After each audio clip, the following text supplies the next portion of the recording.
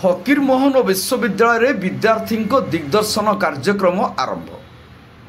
विश्वविद्यालय कुलपति प्रोफेसर संतोष कुमार त्रिपाठी अध्यक्षतार यार उद्घाटनी सभा अनुष्ठित हो जाइछि।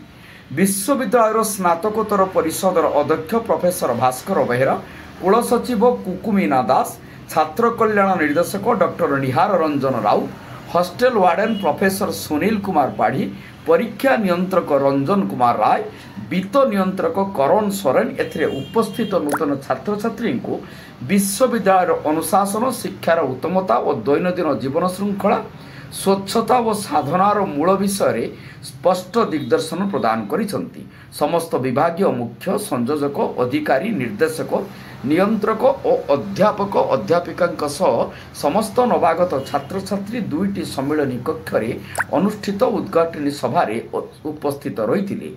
एही बैठक में नूतन छात्र छात्री को विश्वविद्यालय को स्वागत करने सह 3 दिन व्यापी कार्यकारण करा 37 गोटी अधिवेशन संपर्क में सूचना प्रदान करा जायतिला।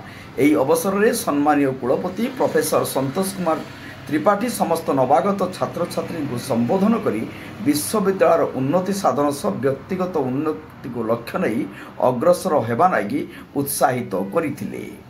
3 दिन धरी प्रत्येक विभागर अध्यापक अध्यापिका, संयोजक, अधिकारी, निर्देशक, नियंत्रक संपृक्त विभाग कार्य संपर्कित सविशेष तथ्य प्रदान करेंगे। विश्वविद्यालय कुलपति समेत उपस्थित समस्त अतिथिगण नवागत छात्र छात्री को अभिनंदन ज्ञापन सह विश्वविद्यालय से भविष्यत गठन दिगरे समस्त सहयोग जोगाई देवार प्रतिश्रुति प्रदान करथिले। कार्यक्रम को डॉक्टर राजश्री दत्त परिचालन करथिले। डॉक्टर विवेकानंद नायक धन्यवाद अर्पण करथिले। नीलगिरी मनोज महांती रिपोर्ट, जनता एक्सप्रेस।